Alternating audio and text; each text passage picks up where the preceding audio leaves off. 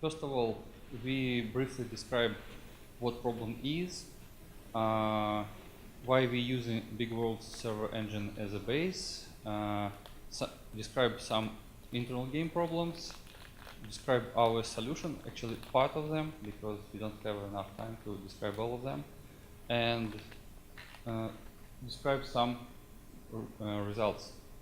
First of all, we have dramatically limited resources. Like if we use one of the powerful modern portals, which just released a few months ago, we have about 1,000 ticks per client per second if we use only one CPU. It means that we have to use a lot of them. If we use 10 gigabits Ethernet, also we have about 100 bytes per client per second. Next problem is spikes. If we have some game logic which takes about 10% of CPU but pretty smooth, and we have another game logic which takes about 60% of CPUs but very rare, in average they pretty the same, but if we run 7 of first type of game logic and only 2 of second type, we will see that first type doesn't have any problem with performance, but second type could have this problem, and problem that we can't predict it and we can't avoid it. Third problem is hardware. Again, we have very powerful CPU, and if each core can handle 5 players per core, we have to use about 200 of hosts. It's very powerful server, like 96 cores. If we have one problem with host in 2 years, it means we have a problem twice a week. And it means that server have to be handle as much as possible hardware failure and localize them as small as possible. Next problem, hotfixes and restarts. We can't avoid hotfixes. We can't avoid restarts. First of all, we have to create some hardware maintenance. We have to change configs. Sometimes we have memory leaks and we have to restart. A lot of them. Next problem, hotfixes. You know how it's dangerous. Sorry. But also we can't avoid it. Briefly describe about Big World. Big World has some of kind of type of processes. First of all, it's base up, which hold a lot of object calls entity. Also, base up hold client connections. We have a lot of base ups in cluster. Also, we have different type of process called cell up. It's processed main part of the game logic. Cell up connected to the base up, and the base up in this case working like a proxy between client and cell up. We have some special network interface which described in dev files, looks like XML, and it's very easy to define and use for programmers. Also, base up backed all data for each entity on some other base apps, and Big World completely handle it. Most part of the game logic written in Python 2.7, but also you can use C++ for bottlenecks. And actually Big World has a lot of other stuffs, but it's not important for our topics right now, and I skip it. Pros and cons of Big World. in our games. First of all, Big World has a simple, flexible, and transparent network layer for developers. It's fault tolerance because we have backups every 5 seconds, and system completely handle it. If some hardware we have some problem with hardware, system automatically restored entities on other way up. Big World has a pretty linear scalability up to 1,000 processes. It's amazing system actually. Cons. 100 doesn't mean infinity. And actually we have one single cluster. It means we have all or nothing. If we have a big problem, we can lose whole cluster with all players. And why we can't use Big World as is?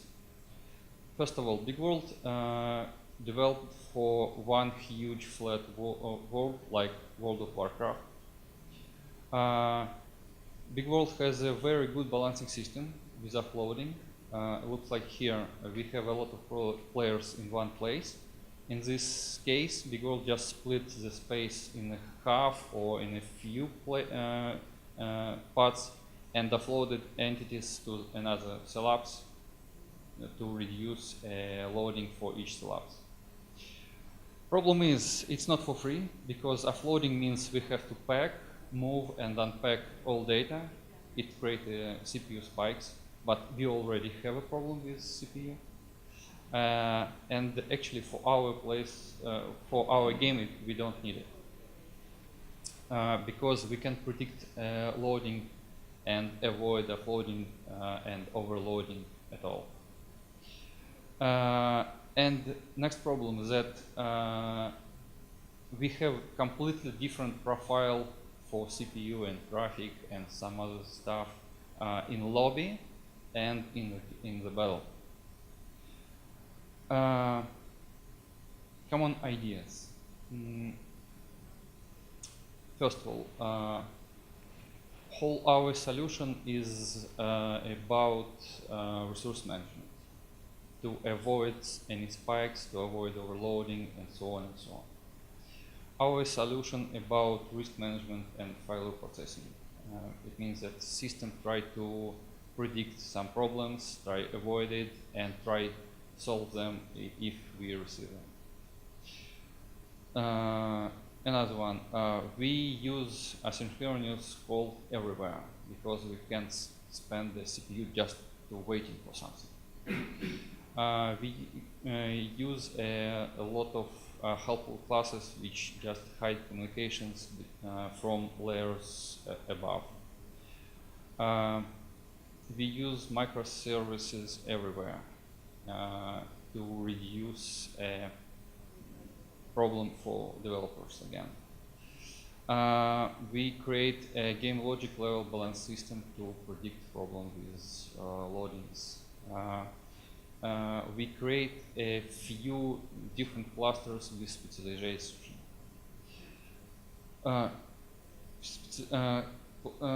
Clusters, structure of clusters looks like here. We have 3 layers.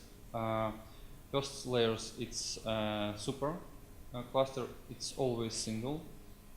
We have a few masters clusters, and we have a lot of slaves clusters. Tasks of super and master clusters connected to each other. Slaves to connected to the masters. Super completely hide in our internal network and doesn't connect to the internet. Clients connect to masters. Also, they switch connection to the slaves during the battle and return connection to masters at the end of the battle. Slaves protest only battles. It means that we have a huge traffic and CPU there, but they are pretty smooth, and we run a lot of players in one core without any problems with performance. It looks like here. Red line represents average load of cell up. Blue line represents max loading in cell up. They has a difference in twice, but loading is pretty smooth. It's pretty the same with base up. It's traffic. This is upload to client, about 3 kilobytes per second per client. It's download from client, about 1 kilobyte.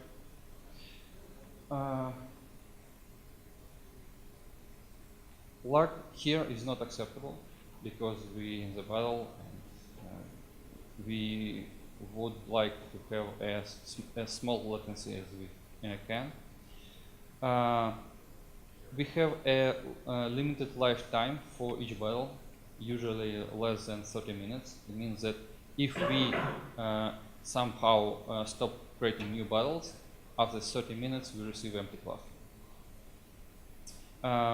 Usually slaves need restarts due to mem leaks and some problems.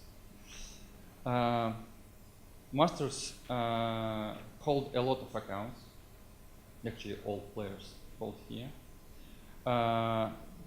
Holds some lobbies like training rooms, platoons, clans, and so on. Also, we have a matchmaker, a service which creates battle.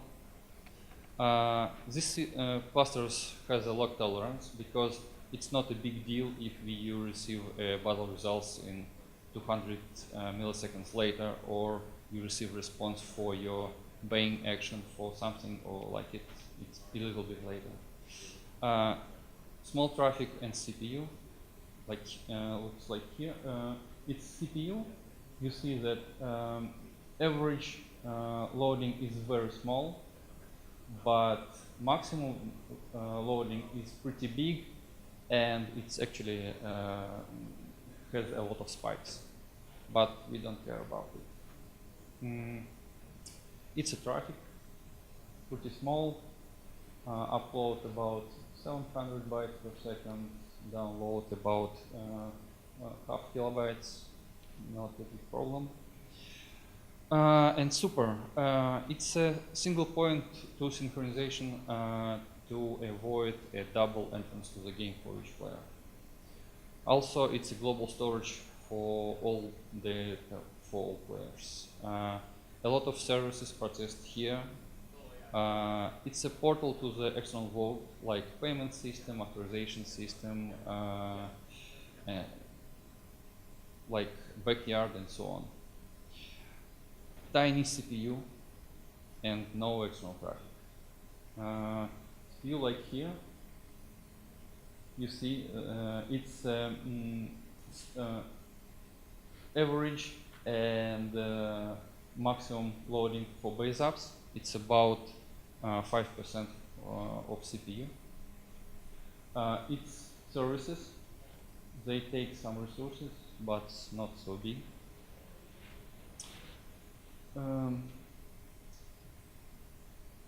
About solutions for internal logic. First of all, we create a service management system because we would like to avoid overloading and handle problems with hardware failure. Looks like this one. We have a process called service app, which hold all services. We have a lot of service apps, usually 3 or 4, and each service app runs services called service manager. Service manager load service lists. Each services, we have information like how many services do we need on this cluster and how many resources this services takes. For example, linker and super, we need one of them, and each is pretty light. We run in the same service app.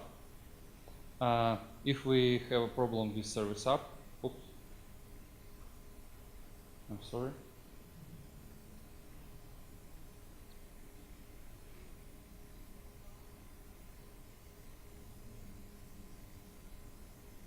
we lose one service up, service manager recognizes it in 10 minutes, in 10 seconds, and restore service in some service up, but not restore all of them.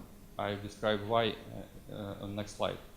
On other cluster, we have another services, and you can see that Arena Manager takes 100% CPU. It means that Service Manager run it on dedicated service hub. About special service called linkage, which didn't restore automatically. Problem is we have a lot of different clusters, and Big Vault can't establish connection between different clusters. And we have to invent some system which creates this connection for first time. We call this system linkage. How it works? We have a few clusters. One of them runs service linkage. Usually it's super. All services registered in them, and it creates rings from services like supermasters and arena managers. It's two different rings. The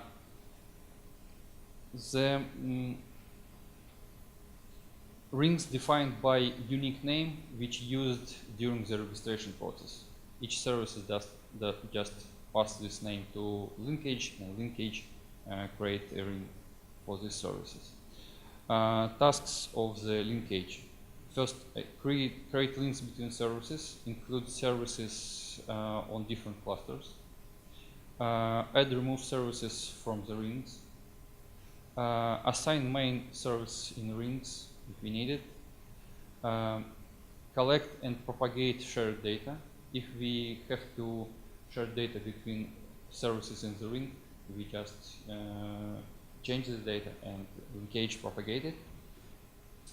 Missing linkage, it's a problem, but not disaster, because each services knows about each other services in the ring, and still working if we have a stable situation. Problem with it that linkage has a fixed UDP port, because system have to know where we connect to. And it means that we can't just restore somewhere. We have to restore on the point which knows in whole of the system. But we create some special interface to change this information in runtime, but by manually, but it could be done if we lose whole host with linkage, and system restored functional automatically. Next one is account load balancing system. Again, we have a few clusters. We have a lot of accounts, and we would like to spread them between all masters. And we create special services, super on super cluster and masters on master clusters. They connected to the ring, and if we have some Mr. X who want to create account, Mr. X just asks nearest service. I would like to create account by DB ID or by name or something. Master service passed this request to super. Super asks database and create account controller on super. Account controller is just a single point for account which just store all data of account. Account controller asks super which master should create our account and actually register it in super. Super make a decision which master should do this, and the account controller passed request this master. Master asks database to create account. Account created, and at that moment, one interesting thing that account receive two sets of all data of account. one of them from super, from account controller, and second one from the local DB. We have special algorithm which give us a guarantee that we always work with newest data and never lose any data. If we don't have an account in this database, like it's first time to log in, master just create a new account with data which passed from account control. After that, account connected to account controller, and account controller send data about information about account controller account to Mr. X, and now Mr. X can use a regular big world network layer to working with account or controller. Next one is battle load balancing system, also about resources. We have 3 clusters. We have a service called Arena Manager. They're connected to the ring. We have base apps and cell apps. Base app create entity called Arena Agent automatically at the start. Arena Agent registered in Arena Manager. Cell apps also registered in Arena Manager. Arena Manager creates entity object called machine, which represent actually base app. And Arena Manager connected cell apps and base app on one physical machine. It gives us solution for problem with internal network traffic, because between cell apps and base app we have a huge traffic, and now because they are on the same machine, we handle this traffic on through the loopback interface. We avoid a huge problem with inside a network, internal network. After that, Arena agent start reporting to Arena Manager about loading of base apps and cell apps. We have a lot of machines. We have a lot of clusters with the same structures. And if we need new arena, we ask nearest Arena Manager. We need the arena and pass information like type of the battle, count players, map ID, and so on. Arena Manager just ask random Arena Manager in the ring. It's give us a guarantee that we distributed our requests between whole clusters. Arena Manager, if we don't have enough resources to handle this request, we just pass request to the next Arena Manager in our ring. And it's continue until we have resources or we closed our cycle and receive a request to the first Arena Manager. It means that we don't have resources for new battle and we just respond, no resources, sorry. But if some manager has resources, it just select the best machine, pass request to Arena Agent. Arena Agent create a base app part of entity, cell app part of entity, send response to Mr. X. You have an arena, you can start battle. We have a few type difference of the battles. They create different loading, and Arena Manager just collect the statistics to create a better decision about future loading for request. Actually, we have about 99.99% accuracy of prediction, and we don't have any problem with offloading and overloading right now. Actually, we remove whole code which support offloading right now. Results. We dramatically reduced internal network traffic, about 90%. We have a total control of slave CPU loading. We have a control of master CPU loading, not total, because most part of this loading depends on player activity, which we can control. We have a huge reserve on super, and we can increase capacity about 100 times. We can create as many as we want masters and slaves. 95% of hardware failure we fix it automatically in a few seconds. 5% of hardware failure we fixed automatically in a few minutes. And 1% needs supports or restarts or something like it. We can apply hotfixes in slaves in any time without any issues for player. Just stop battle, waiting 30 minutes, and do with empty cluster what we want. Super, we can apply hotfixes in any time with small issues because player can't log in during restarts. Usually it's about 5 minutes. And we can apply hotfixes to master, but with issues for player because they can't do anything until all battles will finish. Usually it takes about 10 minutes, maximum it takes 20 minutes. Future, which not realized right now. Separate regions for slaves. It's like a distributed slaves around the world to reduce latency. Like you can select which slaves better for me, and will be matched with player with the same choice. And zero downtime with online releases. Like we just shut down half of the clusters, update them, and run them.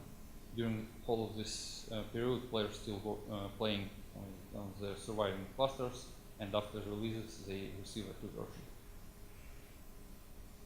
Actually, that's it. It's some references and questions, but I'm afraid we don't have time.